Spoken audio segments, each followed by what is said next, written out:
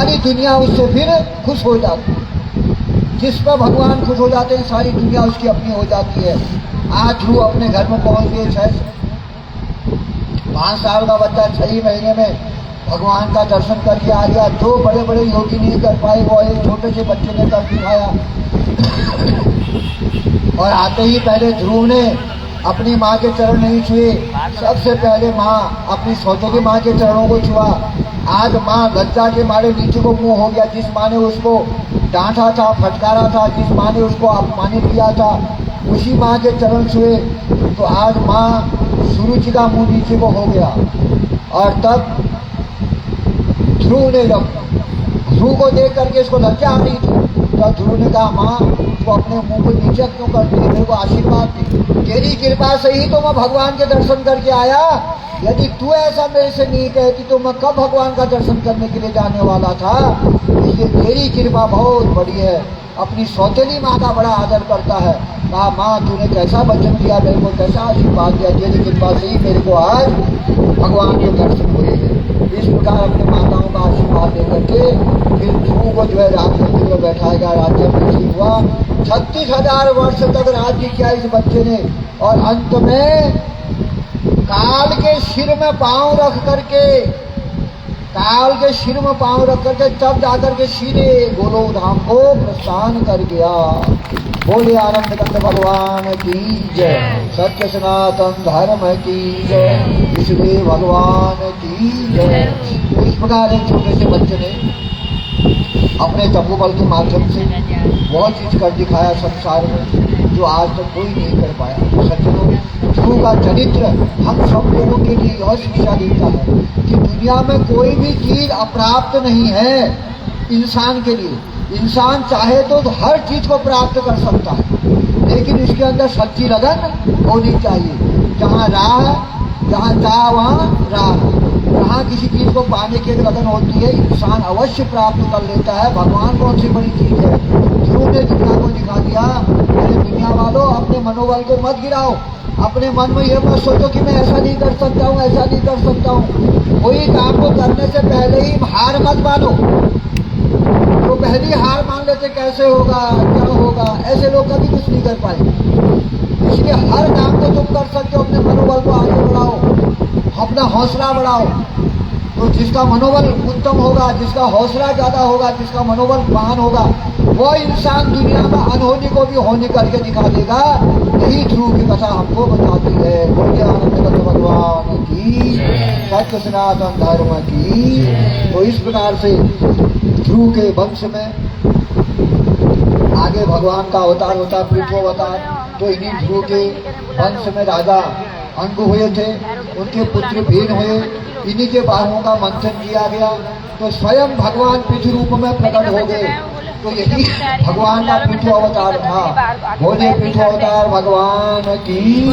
तो पृथ्वी अवतार में भगवान की कथा श्रवण करने के लिए पृथ्वी महाराज ने 10,000 दान मांगे थे। और आगे भगवान के अनेक चरित्र आते हैं। और तत्पश्चात भगवान का नरसिंह अवतार। तो जैसे बालक ध्रुव हुए थे महान भक्त, वैसे ही प्रहलाद भी भगवान के बहुत बड़े भक्त हुए। तो सज्जनों, आज भगवान के अवतारों की कथा है। सारे प्रसंग आज सुनाने, इसलिए जैसा जल्दी जल्दी में सुना रहा हूँ। नृसिंह अवतार में, इस अवतार में भगवान ने दैत्य हिरण्याकश्यप के दुराचार से अपने भक्त प्रहलाद की रक्षा करी थी और दुराचारी दैत्य हिरण्याकश्यप का संहार किया। तो सज्जना, कथा से तो आप सभी लोग परिचित हैं। मैं सूक्ष्म रूप में कथा का रहस्य आपको बता देता हूँ। हिरण्याकश्यप के 4 पुत्रों में से सबसे छोटे पुत्र का नाम प्रहलाद था। प्रहलाद को बचपन से ही भगवान के चरणों में बहुत अनुराग था, प्रेम करता था। देखो, भगवान की भक्ति का भी एक दर्शन होता है जिसे सदव्यसन कहा। जिसको जिस चीज का अमल होता है, दौलत दे दो, गाड़ी दे दो, बंगला दे दो, सोना दे दो, चांदी दे दो, लेकिन असली भक्त के लिए सब मिट्टी के समान होते हैं। असली भक्त कभी भी इसके प्रलोभन में नहीं आता, क्योंकि जिसको परमानंद मिल गया फिर वो सांसारिक आनंद को अच्छा नहीं मानता। नहीं पड़ा। हिरण्याकश्यप भगवान को अपना दुश्मन मानता था। हिरण्याकश्यप भगवान से बैर करता था। इसने यहाँ तक कि अपने पुत्र को मारने के लिए अनेक प्रयास किए। जब इसने देखा मेरा बेटा मेरा दुश्मन नारायण का ही स्मरण चिंतन करता है, तो अपने बेटे को भगवान की भक्ति से अलग करना चाह रहा था। जबरदस्ती अपने बेटे को छुड़ाने के लिए, भक्ति छुड़ाने के लिए बहुत प्रयास किए। और वैसे भी देखो, जबरदस्ती कोई भी योगी को भोगी नहीं बना सकता और भोगी को योगी नहीं बना सकता। इस कथा का मुख्य रहस्य यही है।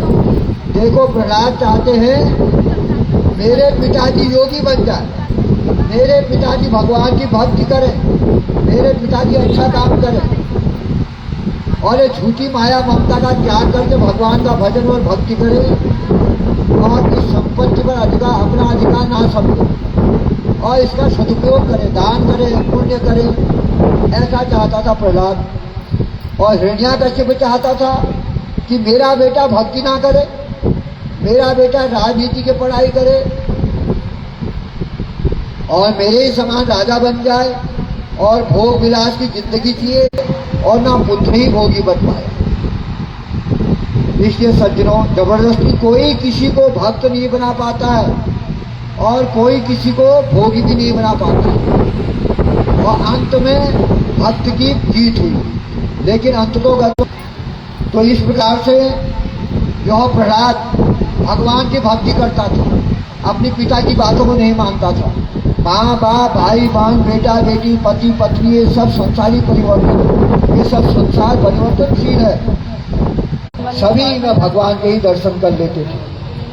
हिरण्याकश्यप ने जब उसको मारने के लिए हिरण्याकश्यप ने बहुत समझाया, जब नहीं समझा तो हिरण्याकश्यप ने इनको मारने के लिए पानी में डुबाया, होलिका से जला, होलिका ने जलाया, इनके खाने पर प्रतिबंध लगा दिया, इनको खाना नहीं दिया और इनको विष पिला।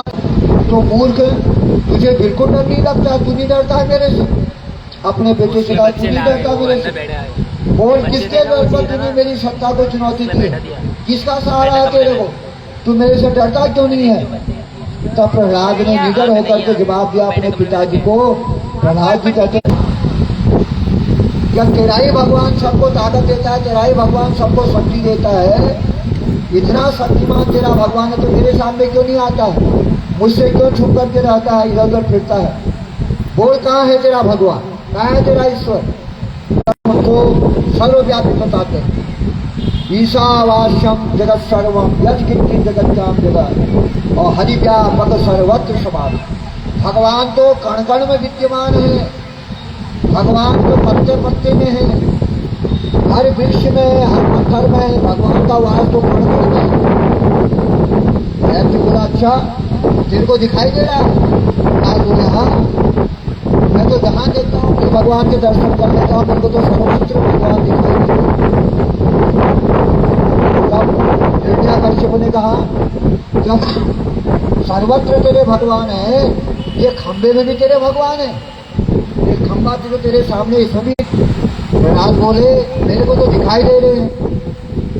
ये बोला, मेरे को तो नहीं दिखाई देते। प्रहलाद ने कहा, उल्लू को दिन में नहीं दिखाई देता है तो इसमें सूरज का क्या दोष होता है?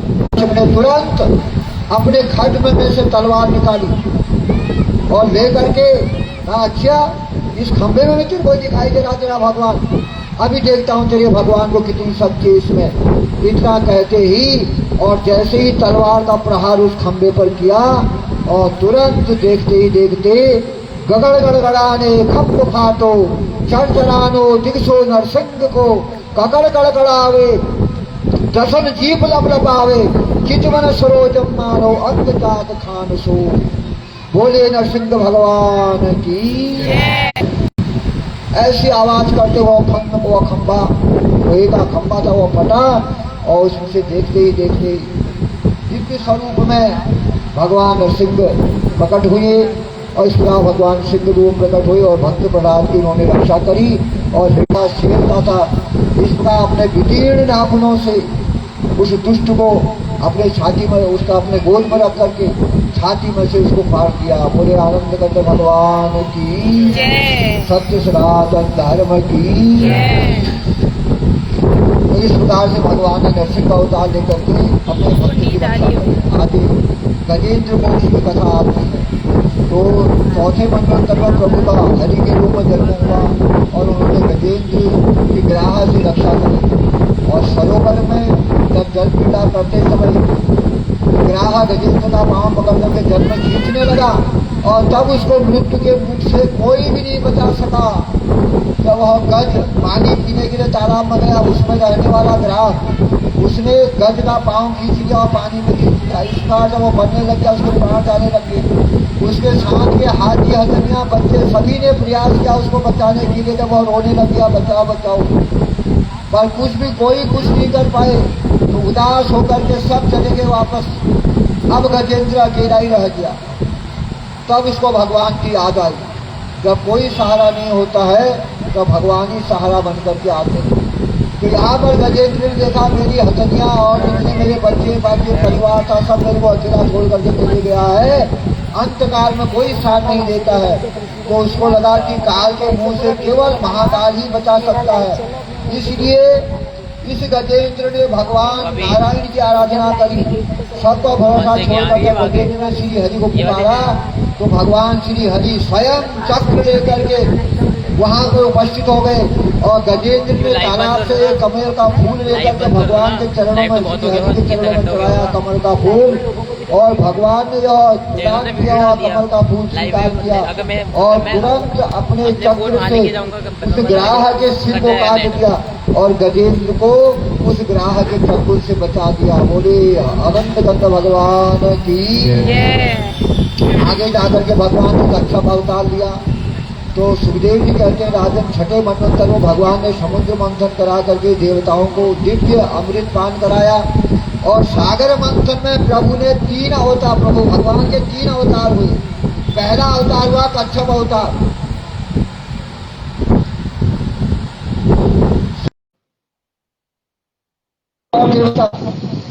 को मछली बना करके और वासुकी नाग को रस्सी बनाया, तब समुद्र का मंथन प्रारंभ हुआ।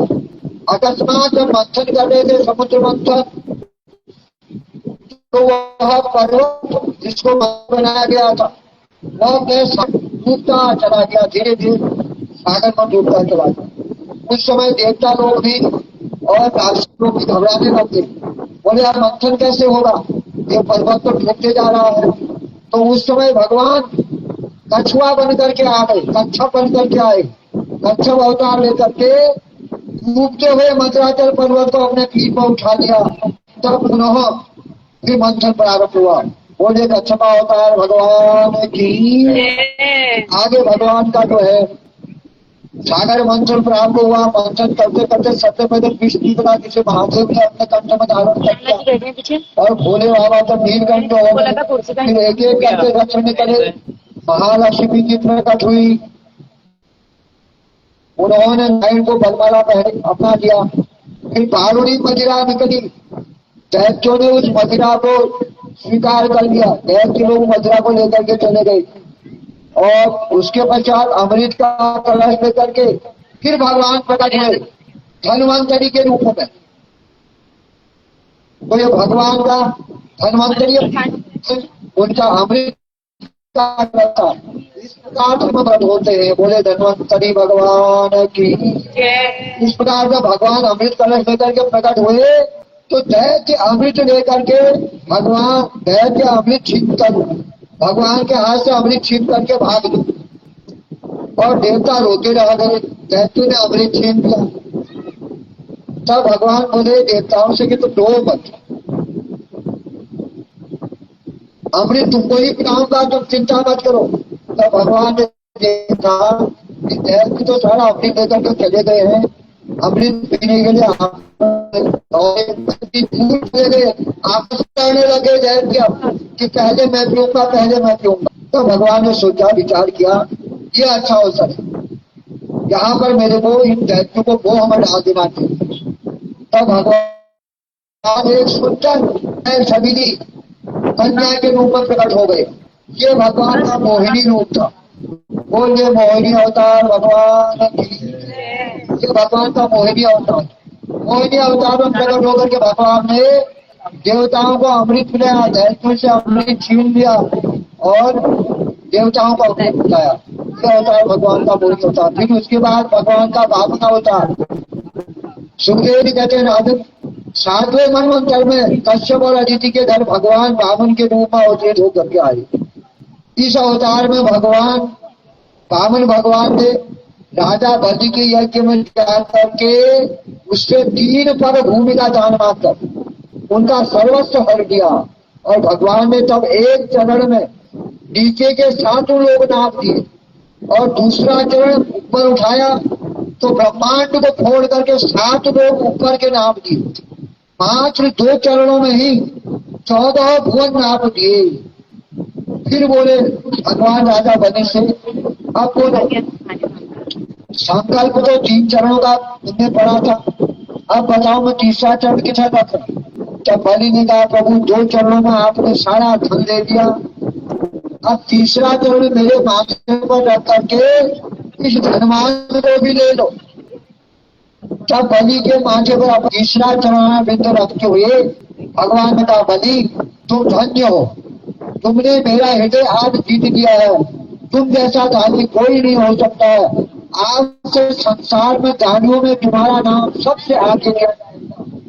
इस प्रकार से भगवान ने वामन अवतार लेकर के राजा बलि के अभिमान को दूर किया। बोले वामन भगवान की। फिर भगवान का वह राम अवतार 9वें स्कंद में भगवान ने राम अवतार की कथा की। इस अवतार में भगवान ने संसार को मर्यादित जीवन जीने का संदेश दिया। सुखदेव कहते हैं राजन रघुवंश में ही दशरथ के घर में श्री राम लक्ष्मण भरत शत्रुघ्न जी का जन्म हुआ। सुखदेव जी ने एक ही श्लोक में श्री राम कहानी पूरी सुना दी राजा परीक्षित। सुखदेव जी ने कहा प्रभु राम अपने माता पिता की आज्ञा का सम्मान करने के लिए सुरेक्षित राज्य को तिनके की तरह त्याग करके मुस्कुराते हुए वन को चले गए। कोई चिंता नहीं हुई उसको। और राम जी को राजा बनने का समाचार सुनकर न कोई हर्ष हुआ और वनवासी का समाचार सुनकर के न कोई दुख हुआ, क्योंकि भगवान समदर्शी, उनको कोई चिंता भी नहीं होती थी, कोई दुख भी नहीं होता था। राम जी ने वनवासी बन करके चित्रकूट में वास किया। जब भरत जी मनाने आए तो उनको पादुका दे करके समझाते हुए लौटा दिया। फिर दंडकारण्य में आकर के कुटिया बनाई और वहां पंचवटी में सूर्य बनाए उसको बताया। वहां पंचेश्वर और जब भगवान ने उसको पहुंचा दिया। अरे भैया रावण के पास चले गए, उसको सारा समाचार सूर्यपनखा ने सुनाया। लेकिन रावण बहुत समझदार था। उसने विचार किया कि खरदूषण इतने बड़े महान है, उनको कोई नहीं मार सकता। जब रावण ने मारीच को सोने का मृग बनाकर भेजा तो सीता जी ने सोने का मृग मांगा तो भगवान इसको लेने के लिए गए। वहां तो नकली सोना था। तो इधर रावण साधु वेश बना करके आया और सीता जी को हरण करके ले गया। राम जी ने हनुमान जी को लंका में भेजा और समुद्र इस प्रकार से सारी लंका को जलवाई और तत्पश्चात समुद्र पर सेतु का निर्माण करवाया। और जैसे ही लंका में प्रविष्ट हुए भगवान ने प्रवेश किया तो उनकी क्रोधाग्नि में सारे निशाचर समाप्त हो गए, सारे राक्षसों का दल मारा गया और विभीषण को लंका का राज्य सौंप दिया। फिर जानकी जी को अग्नि में वास, जानकी जी तो अग्नि में वास कर रही थी, उन्हें अग्नि परीक्षा के माध्यम से प्रकट हो गई माता सीता और पुष्पक विमान में आ बैठ करके 14 वर्षों के बाद भगवान अयोध्या लौट आए और अवधेश अयोध्या के राजा बन गए। फिर राम राज्य की स्थापना करके राम जी ने भारत की संस्कृति सारे विश्व को बताई। भारत की संस्कृति सारे विश्व को बताई राम जी ने। भारतवासी कभी भी किसी की भूमि पर कुदृष्टि नहीं डालते हैं, कभी भी किसी की संपत्ति को भारतवासी नहीं देते हैं। जो मर्यादित होता है उसकी संपत्ति कुदृष्टि नहीं डालता। देखो यदि राम जी चाहते तो सोने की लंका को तो उन्होंने जीत ही लिया था, वे वहीं बच सकते थे। वे ये भी कह सकते थे कि भरत तुम अयोध्या को संभालो, और मैं इधर लंका को संभाल लेता हूँ। मैंने लंका जीत ली है, मैं लंका को संभाल लेता हूँ। सोने का शहर कौन छोड़ सकता है? सोने के शहर को। पर हमारे राम जी ऐसे हैं, जिसका देश है उसी को सौंप देते हैं। ऐसा कोई नहीं कर सकता। हमारे भगवान ने सोने की लंका जिसकी थी उसी को सौंप दी, जीत करके भी। ये हमारे भगवान की नीति और भारत की संस्कृति है। देश पराई चूपड़ी मत लग जाओ जी। हमारे भारतवासियों की ये परंपरा है, संस्कृति है। वो दूसरे की संपत्ति को देख करके कभी भी उनको लालच नहीं आता है। इसलिए सुखदेव जी कहते राजन, ऐसे सूर्यवंश के राम जी को हम प्रणाम करते हैं, जिन्होंने रावण की लंका जीत करके उसी के भाई विभीषण को सौंप दी और स्वयं अयोध्या के राजा बन गए। बोले राजा रामचंद्र भगवान की। तो इस प्रकार से भगवान चाहते अवतारों की कथा मैंने सूक्ष्म रूप से आपको सुना दी। आज कृष्ण भगवान का जन्म की कथा होनी है, इसलिए मैं जल्दीबाजी में यह कथा सुना रहा हूँ। तो सज्जनों, आगे कृष्ण अवतार की कथा आप। राजा परीक्षित ने पूछा, गुरुदेव 16 अंश अवतार सीता लीलाधारी भगवान कृष्ण। राजा परीक्षित को अनेक अवतारों की कथा सुनाते हुए तब परीक्षित ने पूछा, गुरुदेव धर्मशील यदुवंश में प्रभु का अवतार कैसे हुआ? यह कथा मुझे विस्तार से सुनाइए।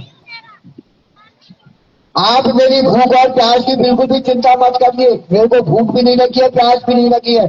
आप कथा सुनाते जाओ। मेरे भगवान कृष्ण का अवतार कैसे हुआ, क्या हुआ, ये मुझे बताओ। तब सुखदेव जी ने कहा, राजन सुनो, जब इस पृथ्वी पर चारों तरफ अत्याचार, दुराचार, भ्रष्टाचार छा गया था, सारी पृथ्वी इन पापियों के भार को सहन नहीं कर पा रही थी।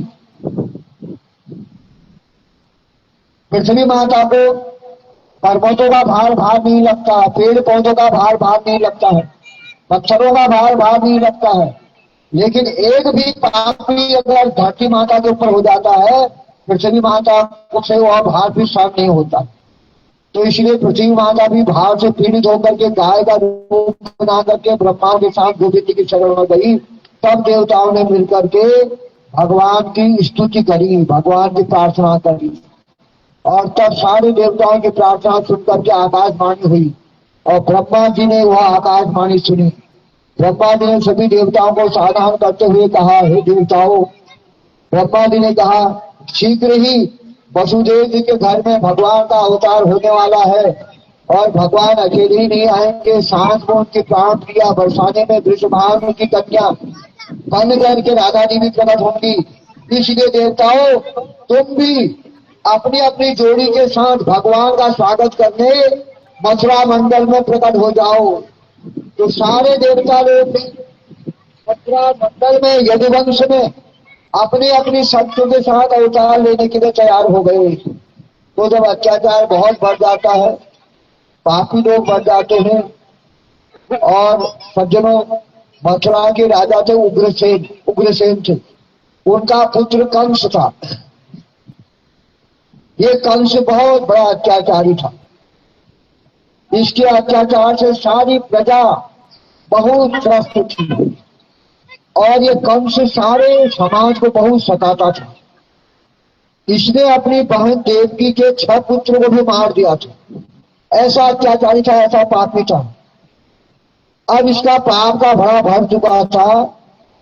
तब देवकी के 7वें गर्भ में स्वयं पुत्र रूप में शेष जी पधारे। जब इसने खूब पाप कर लिया, सारी दुनिया इसके पापों से परेशान हो गई थी, तब भगवान ने देखा इस पापी का अंत कर देना चाहिए।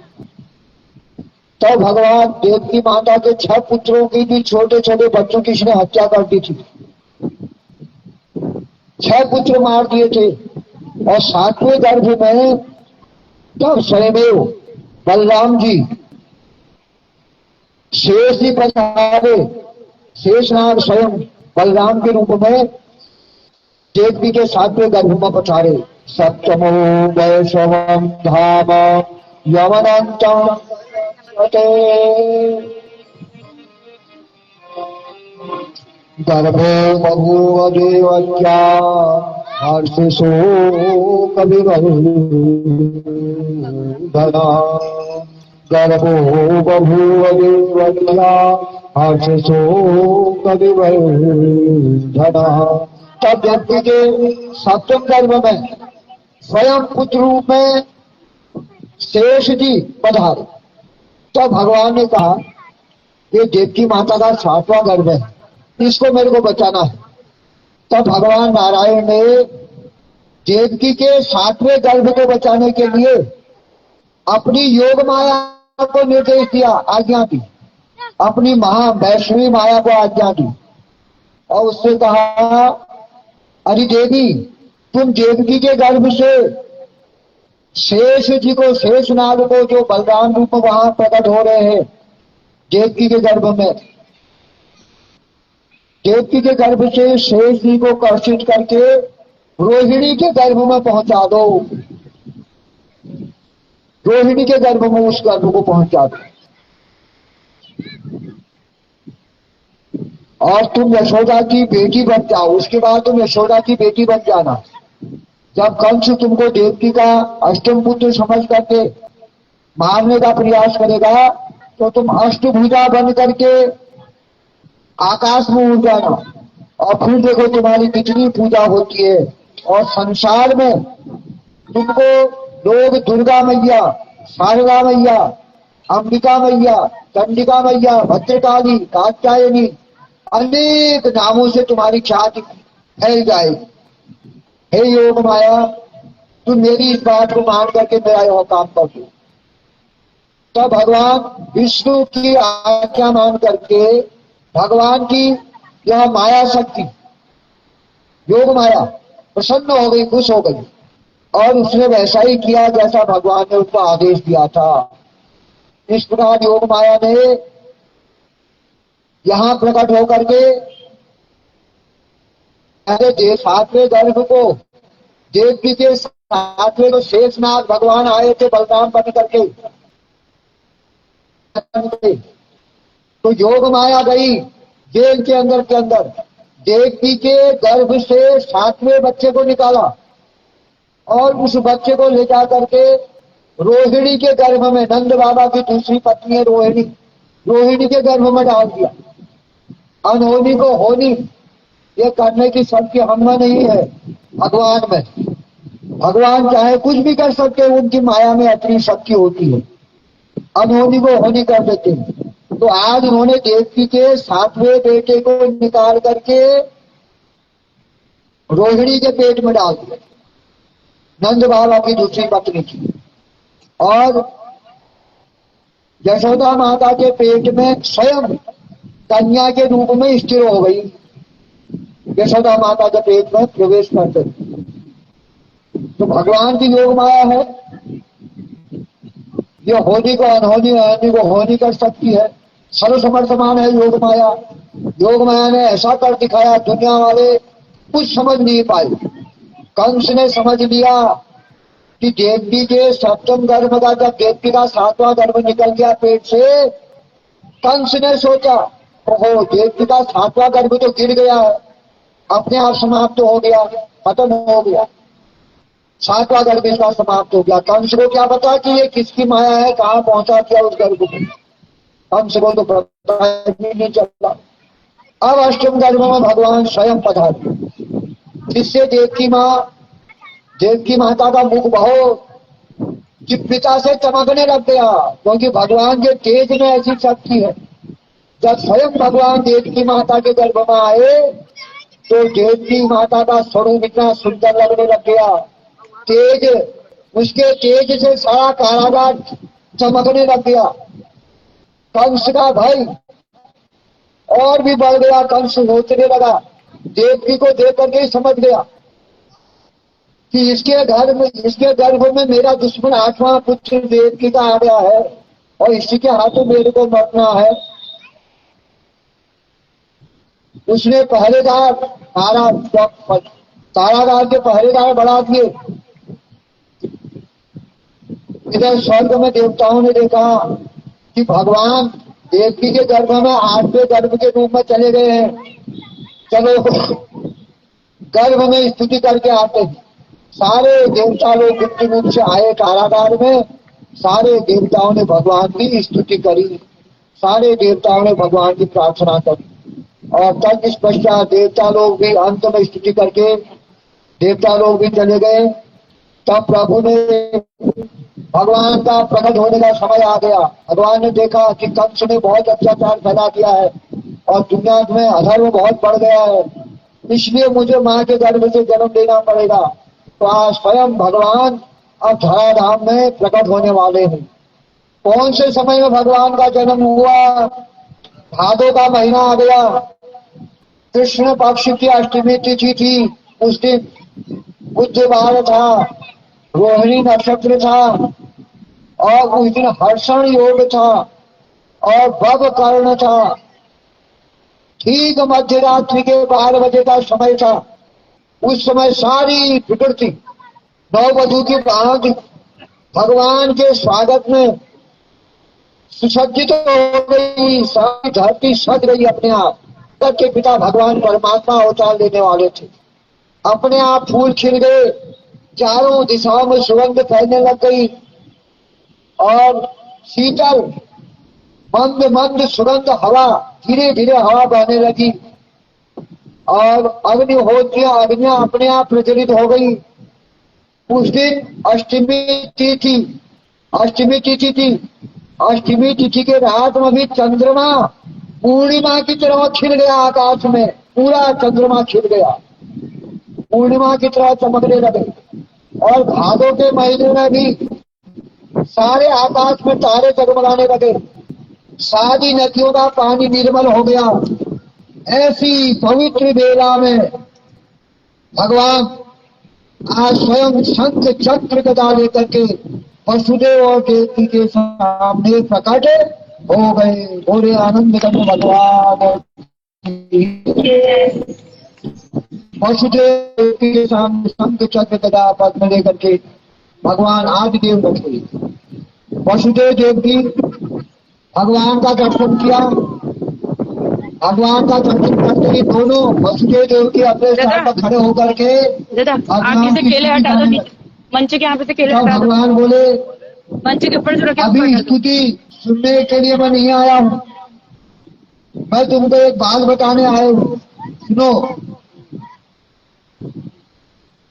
अभी मैं बेटा बनते ही मुझे यहाँ से गोकुल में छोड़ाना।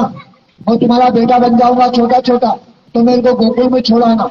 और वहां से यशोदा के यहाँ एक कन्या पैदा हुई है, उस कन्या को वहां से यहाँ ले आना, उठा करके ले आना। बस इतना काम करो और बाकी घबराना मत, किसी से घबराना मत। आपने तप करके मुझे पुत्र रूप में मांगा है। तुमने पहले जन्म में तपस्या करी है और तुमने मेरे को बेटे के रूप में मांगा, इसलिए मैं तुम्हारा बेटा बन करके आज तुम्हारे सामने आया हूँ। इस प्रकार सारी बात समझा करके भगवान स्वयं एक छोटे से नंदा बन गए, छोटे से बच्चे बन गए। बोले बाबा कन्हैया भगवान की। मेरी माता देवकी और वसुदेव को समझाया कि छोटे से बच्चे के रूप में बन करके देवकी मैया की गोद में प्रकट हो गए। भगवान जब बाल रूप में प्रकट हुए उस समय रोए नहीं, छोटे से बच्चे के रूप में प्रकट होते रोए नहीं। जैसे बच्चे जन्म लेते ही रोते हैं, तो भगवान ने रुदन नहीं किया, भगवान रोए नहीं। रुदन वाली लीला भगवान ने नहीं करी। जैसे राम अवतार में जन्म लेने पर भगवान रोए थे, जब राम का अवतार लिया था, राम अवतार में जब आए थे भगवान, तो उसमें अवतार लेते ही भगवान रोए थे। कृष्ण अवतार में भगवान रोए नहीं, उनके मुंह से कोई आवाज नहीं निकली, क्योंकि भगवान जानते थे राम के और रोने पर तो जब राम का अवतार निकल के आया था उस समय में रोया था, तो आशिया और रानियां मेरा स्वागत करने के लिए मंगल गीत गाते हुए नाचती कूदती हुई मेरा स्वागत करने के लिए आ गई थी। अगर आज रोऊंगा, आज रोने पर मेरा स्वागत नाचने गाने से नहीं होगा। आज तो मेरा स्वागत कंस मामा करेगा, लाठी और डंडा तलवार लेकर के आएगा, वो मेरा स्वागत करेगा, इसलिए रोना नहीं था। आज तो मेरा मामा तलवार बंदूक लेकर के मेरे ऊपर टूट पड़ेंगे, इसलिए भगवान चुपचाप रहे, रोए नहीं। इस प्रकार भगवान ने जन्म लेते, धन्यवाद धन्यवाद। इसका भगवान के जन्म लेते वसुदेव ने गिर नहीं लगा, लेते ही वसुदेव ने गिर नहीं लगा। उन्होंने तुरंत छोटे से भगवान कन्हैया को रूप में सुरा के अपने सिर पर बैठाया। जैसे ही छोटे से बच्चे को सिर में बैठाया, बच्चर के अपने सिर में बैठाया, चलेगा बच्चा तो कन्हैया को सिर में रखते ही उनके हाथों की बेड़ियां, हथकड़ियां खुल गई और पाँव में जो बेड़ियां पड़ी थी, बेड़ियां भी खुल गई और दरवाजे में जो ताला लगा था, दरवाजे भी खुल गए। जितने भी पहरे नींद में खराटे बजा करके सो गए। अब निश्चिंत होकर के छोटे से कन्हैया को लेकर के अपने सिर में रख करके, स्तूप में रख करके जेल से बाहर को निकले। जैसे ही बाहर को निकले, आकाश में से देखो ने दर्शन किए, बादलों ने दर्शन किए। तो सबसे पहले दर्शन करने का शुभ अवसर बादलों को प्राप्त हुआ, मेघों को प्राप्त हुआ। बादलों ने सोचा हम भी घनश्याम और ये भी घनश्याम, बस अंतर इतना है, ये कृपा बरसाने वाले घनश्याम, हम पानी बरसाने वाले घनश्याम। आज हमने घनश्याम को पहला पहला प्रश्न हमी ने किया है, तो अपने इस घनश्याम को हमने कोई भेंट चढ़ाना था। क्या किया, क्या भेंट चढ़ाए हमारे को तो फूल पत्ती फल पानी चढ़ाया जाता है, लेकिन हमारे पास तो न तो फूल है, ना फल है, ना भेंट है, तो क्या चढ़ाए अपने घनश्याम को, अपराध को क्या चढ़ाए। तो अब बादलों ने सोचा हमारे पास फूल पत्तियां तो कुछ नहीं है, खाली पानी है, चलो पानी चढ़ा देते। अब इन बादलों ने भगवान का दर्शन करके, पारा करके भगवान कन्हैया का स्वागत किया। तो जैसे ही वसुदेव जी अपने सिर में सूप में रख करके कन्हैया को आधी रात में गोकुल की ओर ले जाने के लिए बाहर को निकले, वैसे ही आकाश में छाए हुए बादल मंद मंद करके पानी की फुब्बारें बरसाने लगे। जैसे ही पानी की फुब्बारें बरसने लगी भगवान के ऊपर, शेषनाग को चिंता हो गई। जो शेषनाग गोकुल में पैदा हुए हैं, वह शेषनाग को चिंता हो गई। ओहो, बलदाऊ जी को चिंता हो गई, रोहिणी के गर्भ से जिनका जन्म हुआ है। उन्होंने सोचा मेरे प्रभु जल से भीग रहे हैं, मेरे भगवान मेरे स्वामी अवतार लेकर के प्रकट हो गए हैं और ऊपर से बादलों से पानी गिर रहा है, छतरी कुछ भी नहीं है, अब क्या किया जाए। तब शेषनाग भगवान जो है गोकुल से, रोहिणी के घर से एक रूप से तो बालक बने, एक रूप से भयंकर शेषनाग बन करके हजारों फड़ों को फैला करके भगवान के ऊपर छतरी बना करके खड़े हो गए। जिसकी छतरी बना करके 1000 फण फैला करके पानी की बूंदों से भगवान की रक्षा करी, बचाने लगी। तो तुरंत अपनी 1000 फणों को तान करके शेष भगवान छत्र बंद करके पीछे पीछे चलने लगे। आगे आगे वसुदेव जी, पीछे पीछे शेषनाग फैलाकर। वसुदेव जी थोड़ी दूर पहुंचे तो यमुना जी ने देखा, ओहो मेरे होने वाले पतिदेव, मेरे होने वाले पतिदेव आ रहे हैं। कृष्ण भगवान को यमुना माता पति मानती, बोले मेरे पतिदेव आने वाले आ रहे हैं। आज प्रथम बार इनके दर्शन हो रहे, प्रथम बार पधार रहे हैं, इसलिए बिना चरण धोए मैं इनको नहीं जाने दूं। इसलिए जैसे ही यमुना जी में वसुदेव जी पहुंचे, अकस्मात यमुना जी में बाढ़ आ गई। इतना भयंकर पानी आ गया, यमुना जी में बाढ़ आ गई। अब वसुदेव जी बड़े घबराए। वसुदेव जी ने कहा इतना पानी बढ़ गया है, मैं तो डूब जाऊंगा, कैसे पार करूंगा इस यमुना को। यमुना जी तो भगवान के चरण धोना चाहती थी, लेकिन भगवान वसुदेव जी के सिर पर रूप में विराजमान है, इसलिए यमुना जी गले तक जब पहुंची, भगवान समझ गए। भगवान ने कहा हमारे बाबा वसुदेव जी घबरा रहे, इनको यमुना में डूबने का डर लग रहा है, इसलिए भगवान ने सोचा कि यमुना मेरे पांव धोना चाह रही है और यमुना मेरे पांव को धोने के लिए ऊपर तक आना चाहती है। तो भगवान ने सूप में से अपना पांव नीचे को निकाल दिया। यमुना जी को मौका मिला, यमुना जी ने एक ही लहर में भगवान के चरण धोए और सीधे यमुना जी शांत हो गई। भगवान के चरण धोने का पहला मौका यमुना माता को मिला। बोले यमुना मैया की। भगवान के चरणों को धोने का, पद पछाड़ने का पहला मौका यमुना जी को प्राप्त हो गया। तुरंत पद प्रक्षालन करके वसुदेव जी के घुटनों तक यमुना जी आ गई और इस प्रकार पांव पखाड़ने के बाद यमुना जी शांत हो गई।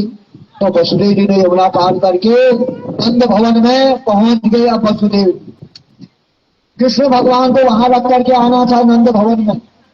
नंद भवन में गए, वहां जाकर के देखा एक कन्या जिसको भगवान विष्णु ने पहले ही योग माया को बनाया था, बेटी बन करके भेज दिया था, वही योग माया यशोदा के को उठा करके हाथों को फैला करके वहां पर छेड़ रही है। नंद बाबा चुपचाप गए, दरवाजे खुले थे, कृष्ण भगवान को लेकर के गए और नंद बाबा यशोदा के बगल में सुला दिया और वहां से उस कन्या को उठा करके पुनः जेल में ले आए। माया के प्रभाव से सब गहरी नींद में सोए थे, किसी को पता ही नहीं चला कौन आया कौन ले गया। एकदम भगवान की लीला, भगवान ने ऐसी लीला रखी। कहाँ भगवान पैदा हुए, कहाँ योग माया पैदा हुई, कहाँ से भगवान कृष्ण को ले जाया गया, कहाँ उनको रखा गया, कैसी लीला है। इसलिए लीला भगवान की आज तक कोई नहीं समझ। तो ऐसी गहरी नींद में सब सोए हुए थे नंद बाबा के यहाँ से उस कन्या को उठा करके वसुदेव जी जेल में ले आए और बंदी गृह में आए। तो जैसे उनके हाथों में पहले हथकड़ियां लगी थी वैसी हथकड़ियां लग गई, जैसे पांव में बेड़ियां थी वैसी बेड़ियां फिर लग गई, सारे दरवाजे बंद हो गए और कन्या जैसी इस कन्या को जेल में लाए, वो तो महामाया है, महामाया से कौन जीत पाया। जैसी महामाया जेल में आई, गला फाड़ फाड़ करके रोने लगी, जोर जोर से चिल्लाने लगी, जोर जोर से रोना प्रारंभ कर दिया। हल्ला मचते ही पहरेदार जाग गए और उन्होंने तुरंत ही कंस को खबर दी। खबर मिलते ही कंस दौड़ करके भागा चला आया और उसने देवकी के पेट में कन्या को देखा। ऐसे ही कंस को पता चला कि देवकी का 8वां गर्भ पैदा हो गया है।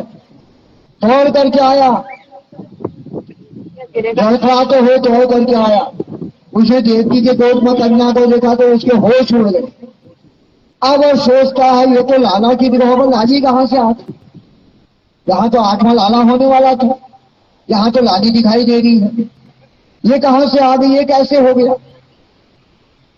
बोला चाहे कुछ भी हो मैं किसी को नहीं छोड़ूंगा, चाहे लाली हो चाहे लाला हो, ये सब देवताओं की बहुत बड़ा छल कपट है, ये इनकी लीला।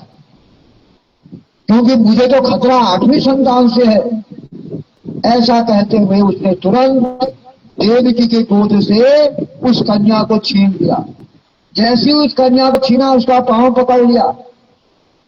देवकी हाथ जोड़ करके प्रार्थना करने लगी अपने भाई कंस से, आ भैया रोते हुए चिल्लाते हुए बोली इसको तो छोड़ दो, ये मेरी कन्या को क्यों मार रहे हो। तुमने 6 संतान मेरी मार दी, 7वां संतान मेरी गिर गई और 8वीं संतान एक फूल बची है, इसको भी तुम मारने की तैयारी कर रहे हो।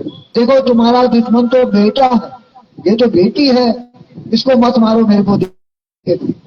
कंस ने अपनी बहन की एक भी नहीं सुनी और उस कन्या को पांव पकड़ करके घुमाकर मारने के लिए पत्थर पर पटकना चाह रहा था। कंस ने कहा तू तो सबसे बड़ा दुश्मन है मेरा, मैं तेरे को ऐसी वैसी मौत नहीं दूंगा, तेरे को तो मैं पत्थर पर पटक करके मारूंगा। इस प्रकार क्रूर कंस ने उस कन्या का पांव पकड़ करके घुमा करके जैसे पत्थर पर पटकना चाहा, देखिए वह तो योग माया थी, वो कोई साधारण कन्या तो थी नहीं। साक्षात आदि शक्ति महामाया भगवती जी। कंस इस चीज से अनभिज्ञ था, कंस को ये पता नहीं था ये कौन है। तब उसने कंस के सिर पर, जैसे ही वह कंस उस कन्या को पत्थर में पटकना चाह रहा था, पांव पकड़ करके, जिस पांव को उसने पकड़ा था उसी पांव से एक लात मारी कंस की छाती पर, और कंस 10 फुट पीछे जाकर के गिरा, उसी का सिर पटक गया। कंस गिरा नीचे और पांव छुड़ा करके वह कन्या तुरंत आकाश मार्ग की ओर उड़ गई। बोले महासत्य जगम्बा मैया की। आकाश में जैसे उड़ करके गई, अष्टभुजा, 8 भुजाएं हैं, सिंह में सवार है और दिव्य स्वरूप है, और खिलखिला करके मैया हंसने लग गई। बोले आदि सत्य जगम्बा माता की। आकाशवाणी हुई, अरे पापी तू मुझे क्या मारेगा, तुझे मारने वाला तो पैदा हो गया है। सुनते ही कंस तो छर कांपने लगा। कंस बोला कहाँ पैदा हुआ? कन्या बोलिया पूरी जन्म पति तुझे नहीं बताऊंगी, तेरे आसपास ही कहीं पैदा हुआ है, तो अपने आप ढूंढ ले। पर इतना कहकर के देवी अंतर्ध्यान हो गई और सीधे विंध्याचल पर्वत पर जाकर के माँ का निवास हुआ। तो तब से मैया विंध्यवासिनी के नाम से प्रसिद्ध हो गई। बोले विंध्यवासिनी मैया की। ऐसी विंध्यवासिनी माता विंध्याचल पर्वत पर जाकर के वास करने लगी। उधर सुखदेव जी कहते राजन, अब कंस बहुत भयभीत हो गया था। इधर नंद बाबा जहाँ भगवान पहुंच चुके हैं यशोदा के महल में, नंद बाबा के वहां, अब वहां बहुत खुशी का माहौल। अब यहां से ब्रज की कथा प्रारंभ होती है। आज वसुदेव जी रात में पुत्र को लेकर के कब आए और कब कन्या को लेकर के चले गए किसी को पता नहीं चला। सभी लोग गहरी नींद में देर तक सोए रहे। अन्य दिनों जल्दी ब्रह्म मुहूर्त में 4 बजे ही सब उठान जाते थे, लेकिन आज कोई नहीं जागे। धूप आने तक सब सोए रहे, घाम आने तक सब सोए रहे। सबसे पहले नंद बाबा की बहन, आज नंद बाबा की बहन है सुनंदा, वो जागी सबसे पहले। वो जागी तो उसने कहा क्या बात, मेरी भाभी यशोदा माता, यशोदा भाभी मेरी रोज पहले उठ जाती थी, आज सब सोए सोए हैं, क्या बात है। तब जो सुनंदा दौड़ दौड़ करके जब यशोदा के महल में आई तो क्या देखती है, खिड़की के दरवाजे भी खुले हैं और मुख्य दरवाजे भी खुले हैं। अब सुनंदा ने कहा कैसे लापरवाह लोग हैं, मेरी भाभी कैसी लापरवाह है, इसको चिंता भी नहीं है कि दरवाजे बंद करने चाहिए, कोई चोर आ जाता और किसी प्रकार का कोई भय, कितने प्रकार का कष्ट हो जाता, कि इतने लापरवाह होकर के ऐसे सोए पड़े हैं। फिर सोचा है यशोदा अभी तो रोज जल्दी जाग जाती थी, इसलिए सुनंदा जब यशोदा जी के भवन की ओर गई तो घर के सारे दरवाजे खुले हुए देख करके दम रह गई। और तब सुनंदा ने सोचा जरा भाभी के कमरे में अंदर जा करके तो देख लूं। फिर सोचा चलो कमरे से नहीं देखती, कमरे में नहीं जाती, खिड़की से देख लेती। जैसे ही खिड़की से खुली हुई खिड़की से अंदर को देखा तो उसको बाल कन्हैया के दर्शन मिले। छोटे छोटे हमारे कन्हैया यशोदा माँ की गोद में हाथ पांव से ऐसे चल रहे। यशोदा कब बच्चा पैदा हो गया पता ही नहीं, बाल कन्हैया माँ की गोद में ऐसे चल रहे और किलकारी मार रहे हैं, ऊपर को पांव उछाल रहे हैं। दिव्य स्वरूप भगवान का, उनके तेज से यशोदा का कमरा जगमगा रहा था। जब ऐसा दृश्य देखा सुनंदा ने, सुनंदा से रहा नहीं गया। एक नील कमल जैसा सुंदर सा लाला यशोदा के अंग में आरूढ़ होकर के बार बार किलकारी भर रहा है। सुनंदा ने जैसी यह झांकी देखी वह तुरंत दौड़ करके खुशी में चिल्लाती हुई दौड़ी वहां से दौड़ी और उसके मुंह से एक ही शब्द निकल रहा था, हो गया। क्या हो गया ये नहीं बोलती, खाली हो गया। और खुशी में इतना मदहोश हो गई, भूल गई कि मैं क्या बोल रही। ऐसा बोलते हुए हो गया बोलते हुए नाच रही है। फिर सोचा अपनी भैया नंद को एक खुशखबरी सबसे पहले मैं सुनाऊंगी, और मेरे भैया मेरे को नौलखा हार देंगे। नौलखा हार के लोग में अपने भाई को समाचार देने के लिए सुनंदा जब हो गया करके उछल करके दौड़ करके चिल्ला करके भाग रही थी। जब ग्वाल वालों ने पूछा, अरे सुनंदा तू पागल तो नहीं हो गई, क्या हो गया क्या हो गया क्या हो गया, तू बोल रही है। अरे तुमको फिर बताऊंगी, पहले बताओ मेरे भैया कहाँ है, नंद बाबा कहाँ है। वाले बोले वो तो गौशाला में माला जप रहे हैं। सुनंदा दौड़ दौड़ करके गई गौशाला में, नंद जी के पास पहुंच गई और वहां जाकर के बोली, भैया बधाई हो। अपने भैया से बोली, नंद भाई बधाई हो। नंद बाबा बोले, अरे बहना तुम इतनी खुश क्यों आज, कौन सा समाचार लाए हो, जल्दी बताओ, कौन सी खुशखबरी सुनाने वाली हो। तब सुनंदा बोली, अच्छा पहले ये बताओ इनाम क्या दोगे, बता तो तू इनाम क्या दोगे मेरे को।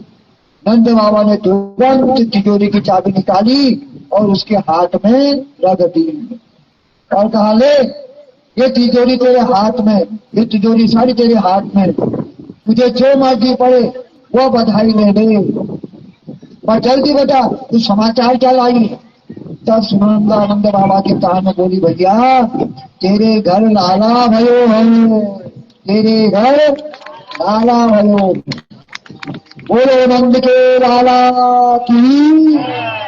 बस इतना सुनते ही नंद बाबा खुशी के मारे उछल पड़े।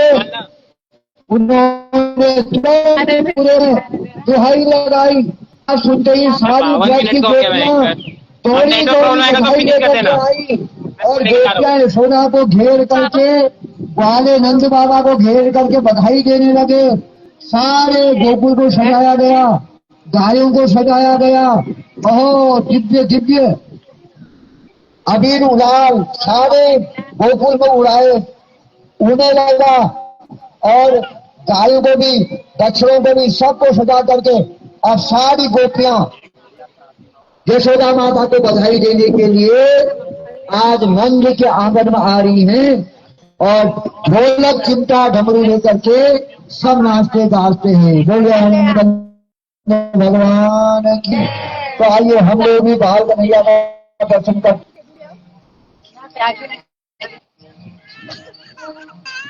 आजा क्या हुआ। स्वागतम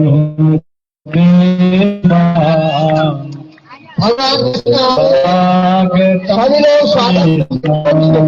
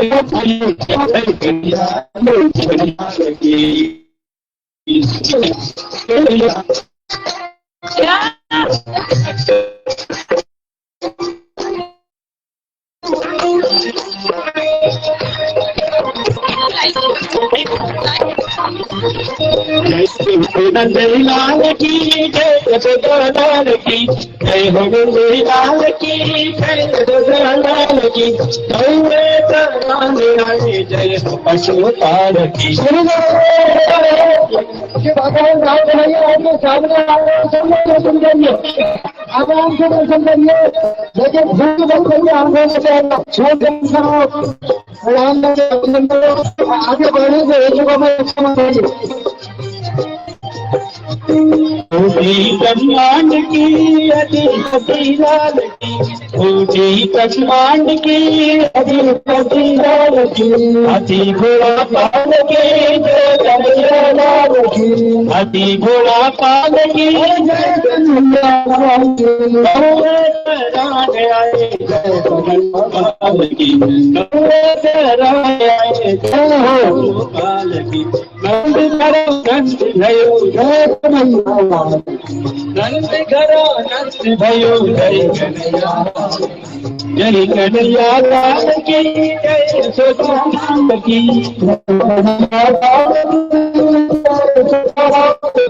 अति घोड़ा पाल की जय घोड़ा पाल की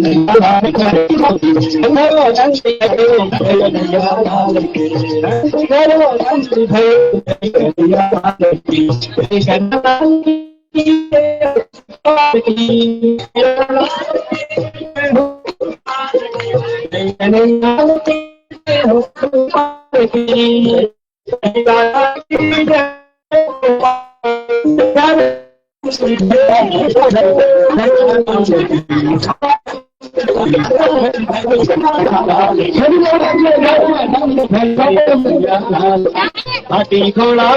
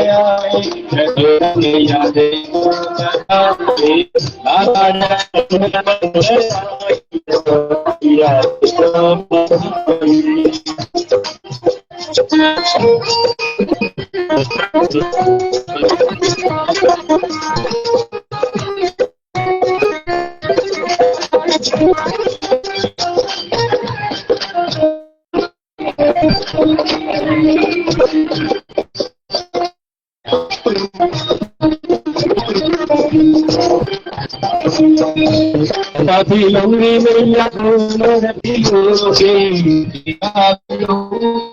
मैया तुम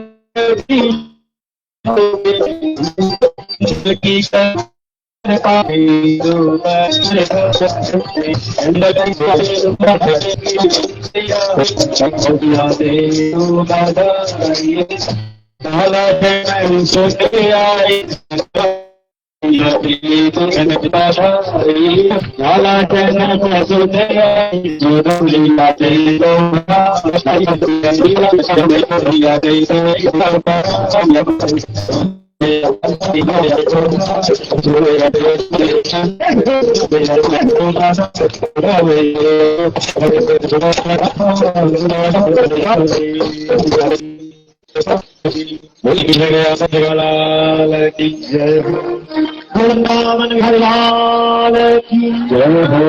सभी भक्तजन यथा स्थान पर बैठकर ही आरती दर्शन लाभ लेंगे। आरती में आपका बैठकर चरणारती ग्रहण करेंगे। पुराण प्रसाद और व्यवस्था यजमान परिवार समक्ष आगे हमारा